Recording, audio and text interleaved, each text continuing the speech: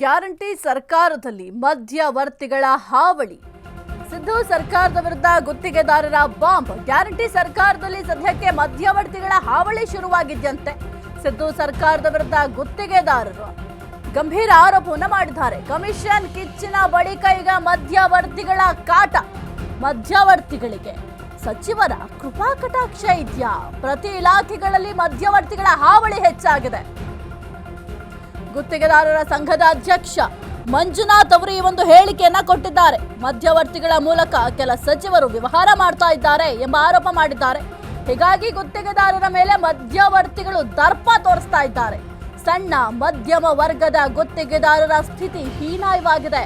March 5ರಂದು ಎಲ್ಲರ ಬಂಡವಾಳವನ್ನ ಬಿಚ್ಚಿಡ್ತೇವೆ, ನಮ್ಮ ಜೊತೆಗೆ ಸಭೆ ಕರೆಯದೆ ಇದ್ದರೆ ತೋರಿಸ್ತೇವೆ ಅಂತ ಹೇಳಿದ್ದಾರೆ ಮಂಜುನಾಥ್ ಅವರು. ಗ್ಯಾರಂಟಿ ಸರ್ಕಾರದಲ್ಲಿ ಮಧ್ಯವರ್ತಿಗಳ ಹಾವಳಿ ಹೆಚ್ಚಾಗಿದ್ದಂತೆ ಸಿದ್ದು ಸರ್ಕಾರದ ವಿರುದ್ಧ ಗುತ್ತಿಗೆದಾರರು ಹೊಸ ಬಾಂಬ್ ಸಿಡಿಸಿದ್ದಾರೆ. ಕಮಿಷನ್ ಕಿಚ್ಚಿನ ಬಳಿಕ ಈಗ ಮಧ್ಯವರ್ತಿಗಳ ಕಾಟ ಕೂಡ ಇದೆಯಂತೆ. ಮಧ್ಯವರ್ತಿಗಳಿಗೆ ಸಚಿವರ ಕೃಪಾ ಕಟಾಕ್ಷ ಇದೆಯಾ? ಪ್ರತಿ ಇಲಾಖೆಗಳಲ್ಲಿ ಮಧ್ಯವರ್ತಿಗಳ ಹಾವಳಿ ಹೆಚ್ಚಾಗಿದೆ. ಗುತ್ತಿಗೆದಾರ ಸಂಘದ ಅಧ್ಯಕ್ಷ ಮಂಜುನಾಥ್ ಅವರು ಈ ಒಂದು ಹೇಳಿಕೆಯನ್ನ ಕೊಟ್ಟಿದ್ದಾರೆ. ಮಧ್ಯವರ್ತಿಗಳ ಮೂಲಕ ಕೆಲ ಸಚಿವರು ವ್ಯವಹಾರವನ್ನ ಮಾಡ್ತಾ ಇದ್ದಾರಂತೆ. ಹೀಗಾಗಿ ಗುತ್ತಿಗೆದಾರರ ಮೇಲೆ ಮಧ್ಯವರ್ತಿಗಳು ದರ್ಪ ತೋರಿಸ್ತಾ ಇದ್ದಾರೆ. ಸಣ್ಣ ಮಧ್ಯಮ ವರ್ಗದ ಗುತ್ತಿಗೆದಾರರ ಸ್ಥಿತಿ ಹೀನಾಯವಾಗಿದೆ. ಮಾರ್ಚ್ 5ರಂದು ಎಲ್ಲರ ಬಂಡವಾಳವನ್ನ ಬೆಚ್ಚಿಡ್ತೇನೆ, ನಮ್ಮ ಜೊತೆಗೆ ಸಭೆ ಕರೆಯದೆ ಇದ್ರೆ ತೋರಿಸ್ತೇವೆ. ಗುತ್ತಿಗೆದಾರ ಸಂಘದ ಅಧ್ಯಕ್ಷ ಮಂಜುನಾಥ್ ಅವರು ಈ ಒಂದು ಹೇಳಿಕೆಯನ್ನ ಕೊಟ್ಟಿದ್ದಾರೆ. ಗ್ಯಾರಂಟಿ ಸರ್ಕಾರದಲ್ಲಿ ಮಧ್ಯವರ್ತಿಗಳ ಹಾವಳಿ ಹೆಚ್ಚಾಗಿದೆ ಎಂಬ ಹೇಳಿಕೆಯನ್ನು ಕೊಟ್ಟಿದ್ದಾರೆ. ಇಷ್ಟು ದಿನ ಕಮಿಷನ್ ಬಾಂಬ್ ಅನ್ನ ಸಿಡಿಸಿದ್ರು ಗುತ್ತಿಗೆದಾರರು. ಹಿಂದೆ ಇದ್ದಂತಹ ಸರ್ಕಾರ 40% ಕಮಿಷನ್ ತೆಗೆದುಕೊಂಡಿದ್ರೆ ಈ ಒಂದು ಸರ್ಕಾರ 80% ಕಮಿಷನ್ ತೆಗೆದುಕೊಳ್ತಾ ಇದೆ. ಗುತ್ತಿಗೆದಾರರು ಜೀವನ ಮಾಡೋದೇ ಬಹಳ ಕಷ್ಟ ಆಗಿದೆ ಅಂತ ಗುತ್ತಿಗೆದಾರರು ಒಂದು ಬಾಂಬ್ ಅನ್ನ ಸಿಡಿಸಿದ್ರು, ಕಮಿಷನ್ ಬಾಂಬ್ ಅನ್ನ. ಅದಾದ ನಂತರ ಈಗ ಮತ್ತೊಂದು ಆರೋಪವನ್ನ ಮಾಡ್ತಾ ಇದ್ದಾರೆ. ಮಧ್ಯವರ್ತಿಗಳ ಕಾಟ ಹೆಚ್ಚಾಗ್ತಾ ಇದೆ. ಈ ಒಂದು ಮಧ್ಯವರ್ತಿಗಳಿಂದ ನಮಗೆ ಒಂದು ಜೀವನ ಮಾಡ್ಲಿಕ್ಕೂ ಕೂಡ ಬಹಳ ಕಷ್ಟ ಆಗಿದೆ. ಇನ್ನು ಸಣ್ಣ ಆಗಿರಬಹುದು ಅಥವಾ ಮಧ್ಯಮ ವರ್ಗದ ಗುತ್ತಿಗೆದಾರರ ಸ್ಥಿತಿಯನ್ನ ಹೇಳಲಿಕ್ಕೆ ಸಾಧ್ಯ ಇಲ್ಲ. ಅಂತಹ ಹೀನಾಯ ಪರಿಸ್ಥಿತಿಗೆ ನಾವು ಗುತ್ತಿಗೆದಾರರು ತಲುಪು ಬಿಟ್ಟಿದ್ದೀವಿ. ಇದೆಲ್ಲದಕ್ಕೂ ಕೂಡ ಪರಿಹಾರವನ್ನ ಹುಡುಕೊಡಬೇಕಾಗುತ್ತೆ. ನಮ್ಮ ಜೊತೆಗೆ ನೀವೇನಾದ್ರೂ ಸಭೆ ಕರೆಯದೆ ಇದ್ರೆ ಮುಂದೆ ಏನು ಅಂತ ತೋರಿಸ್ತೀವಿ ಅಂತ ಸದ್ಯಕ್ಕೆ ಗುತ್ತಿಗೆದಾರ ಸಂಘದ ಅಧ್ಯಕ್ಷ ಮಂಜುನಾಥ್ ಅವರು ಒಂದು ಸ್ಟೇಟ್ಮೆಂಟ್ ಕೂಡ ಕೊಟ್ಟಿದ್ದಾರೆ. ಜೊತೆಗೆ ಈ ಒಂದು ಪ್ರತಿ ಇಲಾಖೆಯಲ್ಲೂ ಕೂಡ ಮಧ್ಯವರ್ತಿಗಳ ಹಾವಳಿ ಹೆಚ್ಚಾಗಿದ್ದಂತೆ ಈ ಮಧ್ಯವರ್ತಿಗಳೇನಿದ್ದಾರೆ ಆ ಮಧ್ಯವರ್ತಿಗಳ ಮೂಲಕ ಕೆಲ ಸಚಿವರು ವ್ಯವಹಾರಗಳನ್ನು ಕೂಡ ಮಾಡ್ತಾ ಇದ್ದಾರೆ ಎಂಬ ಗಂಭೀರ ಆರೋಪವನ್ನು ಮಾಡಿದ್ದಾರೆ. ಸಿಎಂ ಆಪ್ತ ಭೈರತಿ ಸುರೇಶ್ ವಿರುದ್ಧ ಕಮಿಷನ್ ಬಾಂಬ್. ನಗರಾಭಿವೃದ್ಧಿ ಇಲಾಖೆಯಲ್ಲಿ ಕಮಿಷನ್ ಹಾವಳಿ. ಸಿಎಂ ಆಪ್ತನ ವಿರುದ್ಧ ಬಾಂಬ್ ಸಿಡಿಸಿದ ಗುತ್ತಿಗೆದಾರರು. ಸಚಿವರ ಅನುಕೂಲಕ್ಕೆ ತಕ್ಕಂತೆ ಪ್ಯಾಕೇಜ್ ಟೆಂಡರ್. ನಗರಾಭಿವೃದ್ಧಿ ಇಲಾಖೆಯಲ್ಲಿ ಈ ರೀತಿಯ ಪರಿಸ್ಥಿತಿ ಇದೆ. ಗುತ್ತಿಗೆದಾರರ ಸಂಘದ ಅಧ್ಯಕ್ಷ ಮಂಜುನಾಥ್ ಅವರು ಒಂದು ಸ್ಟೇಟ್ಮೆಂಟ್ ಕೊಟ್ಟಿದ್ದಾರೆ. ಚೀಫ್ ಇಂಜಿನಿಯರ್ಗಳ ಖಾಸಗಿ ಕಚೇರಿಗಳಲ್ಲಿ ಡೀಲ್. ಅಧಿಕಾರಿಗಳ ಕಚೇರಿಯಲ್ಲಿ ಟೆಂಡರ್ ಹಂಚಿಕೆ ಆಗ್ತಾ ಇದೆ.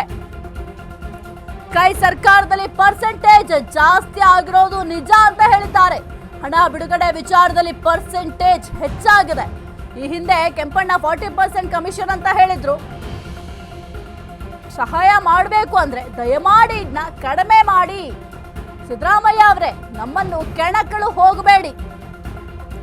ಮಾರ್ಚ್ 5ರಿಂದ ಎಲ್ಲಾ ಇಲಾಖೆಗಳ ಕಾಮಗಾರಿ ಸ್ಥಗಿತ. ಕೈ ಸರ್ಕಾರದ ವಿರುದ್ಧ ಸಾಲು ಸಾಲು ಆರೋಪಗಳನ್ನ ಮಾಡಿದ್ದಾರೆ.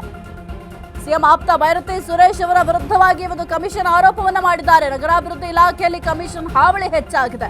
ಸಿಎಂ ಆಪ್ತನ ವಿರುದ್ಧ ಬಾಂಬ್ ಸಿಡಿಸಿದ ಗುತ್ತಿಗೆದಾರರು. ಸಚಿವರ ಅನುಕೂಲಕ್ಕೆ ತಕ್ಕಂತೆ ಪ್ಯಾಕೇಜ್ ಟೆಂಡರ್ಗಳು. ನಗರಾಭಿವೃದ್ಧಿ ಇಲಾಖೆಯಲ್ಲಿ ಈ ರೀತಿಯ ಪರಿಸ್ಥಿತಿ ಇದೆ. ಗುತ್ತಿಗೆದಾರ ಸಂಘದ ಅಧ್ಯಕ್ಷ ಮಂಜುನಾಥ್ ಅವರು ಈ ಒಂದು ಹೇಳಿಕೆ ಕೊಟ್ಟಿದ್ದಾರೆ. ಚೀಫ್ ಇಂಜಿನಿಯರ್ಗಳ ಖಾಸಗಿ ಕಚೇರಿಗಳಲ್ಲಿ ಡೀಲ್ ಆಗುತ್ತೆ.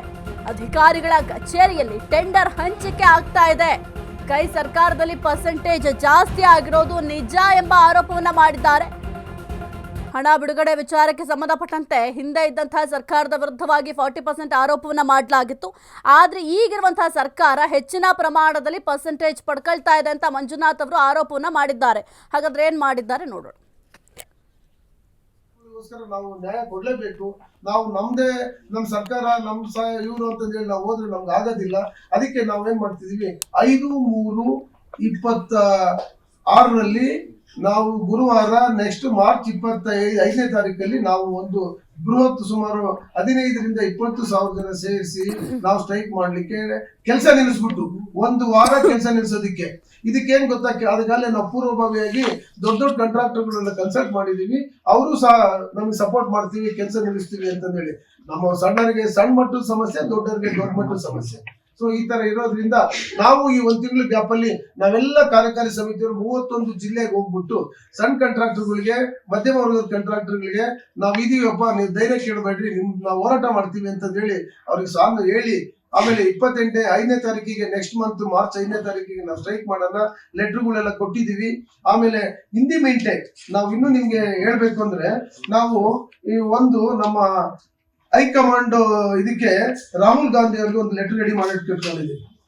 ರಾಹುಲ್ ಗಾಂಧಿ ಅವರಿಗೆ ಲೆಟರ್ ರೆಡಿ ಮಾಡಿ ಇಟ್ಕೊಂಡು ನೋಡಿ, ರಾಹುಲ್ ಗಾಂಧಿ ಜಿ ಅವರಿಗೆ ಲೆಟರ್ ರೆಡಿ ಮಾಡಿ ನಮ್ಗೆ ಇರ್ತಕ್ಕಂಥ ಸಮಸ್ಯೆ, ಇರ್ತಕ್ಕಂಥ ಪೆಂಡಿಂಗ್ ಬಿಲ್ಗಳನ್ನ ನಾವು ನಿನ್ನೆ ಕಾರ್ಯಕಾರಿ ಸಮಿತಿ ಸಭೆ ಇತ್ತು, ಆ ಸಭೆಯಲ್ಲಿ ನಾವು ಪರ್ಮಿಷನ್ ತಗೊಂಡಿದೀವಿ.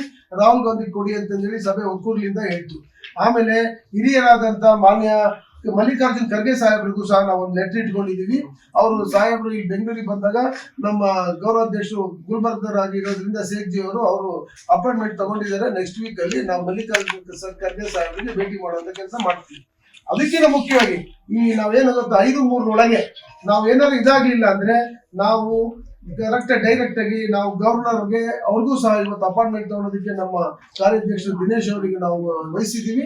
ಅವರು ಸಹ ಅಪಾಯಿಂಟ್ಮೆಂಟ್ ತಗೊಂತಾರೆ. ಅವ್ರ ಕಾಂಟ್ರಾಕ್ಟರ್ಗಳಿಗೋಸ್ಕರ ನಾವು ನ್ಯಾಯ ಕೊಡ್ಲೇಬೇಕು. ನಾವು ನಮ್ಮ ಸರ್ಕಾರ ಇವರು ಅಂತಂದೇಳಿ ನಾವು ಹೋದ್ರೆ ನಮ್ಗೆ ಆಗೋದಿಲ್ಲ. ಅದಕ್ಕೆ ನಾವೇನ್ ಮಾಡ್ತಿದೀವಿ, 5/3/26 ನಾವು ಗುರುವಾರ ನೆಕ್ಸ್ಟ್ ಮಾರ್ಚ್ 25ನೇ ತಾರೀಕಲ್ಲಿ ನಾವು ಒಂದು ಬೃಹತ್ ಸುಮಾರು 15ರಿಂದ 20,000 ಜನ ಸೇರಿಸಿ ನಾವು ಸ್ಟ್ರೈಕ್ ಮಾಡ್ಲಿಕ್ಕೆ ಕೆಲಸ ನಿಲ್ಲಿಸ್ಬಿಟ್ಟು ಒಂದು ವಾರ ಕೆಲಸ ನಿಲ್ಲಿಸೋದಿಕ್ಕೆ. ಇದಕ್ಕೇನ್ ಗೊತ್ತಾ, ಅದಕ್ಕಾಗಲೇ ನಾವು ಪೂರ್ವಭಾವಿಯಾಗಿ ದೊಡ್ಡ ದೊಡ್ಡ ಕಾಂಟ್ರಾಕ್ಟರ್ಗಳನ್ನ ಕನ್ಸಲ್ಟ್ ಮಾಡಿದೀವಿ. ಅವರು ಸಹ ನಮ್ಗೆ ಸಪೋರ್ಟ್ ಮಾಡ್ತೀವಿ, ಕೆಲಸ ನಿಲ್ಲಿಸ್ತೀವಿ ಅಂತಂದೇಳಿ. ನಮ್ಮ ಸಣ್ಣರಿಗೆ ಸಣ್ಣ ಮಟ್ಟದ ಸಮಸ್ಯೆ, ದೊಡ್ಡವರಿಗೆ ದೊಡ್ಡ ಮಟ್ಟದ ಸಮಸ್ಯೆ. ಸೊ ಈ ತರ ಇರೋದ್ರಿಂದ ನಾವು ಈ 1 ತಿಂಗಳ ಗ್ಯಾಪ್ ಅಲ್ಲಿ ನಾವೆಲ್ಲ ಕಾರ್ಯಕಾರಿ ಸಮಿತಿಯವರು 31 ಜಿಲ್ಲೆಗೆ ಹೋಗ್ಬಿಟ್ಟು ಸಣ್ಣ ಕಾಂಟ್ರಾಕ್ಟರ್ಗಳಿಗೆ, ಮಧ್ಯಮ ವರ್ಗದ ಕಾಂಟ್ರಾಕ್ಟರ್ಗಳಿಗೆ ನಾವು ಇದೀವಪ್ಪ, ನೀವು ಧೈರ್ಯ ಕೇಳಬೇಡ್ರಿ, ನಾವು ಹೋರಾಟ ಮಾಡ್ತೀವಿ ಅಂತ ಹೇಳಿ ಅವ್ರಿಗೆ ಸಾಲ ಹೇಳಿ, ಆಮೇಲೆ 5ನೇ ತಾರೀಕಿಗೆ ನೆಕ್ಸ್ಟ್ ಮಂತ್ ಮಾರ್ಚ್ 5ನೇ ತಾರೀಕಿಗೆ ನಾವು ಸ್ಟ್ರೈಕ್ ಮಾಡೋಣ.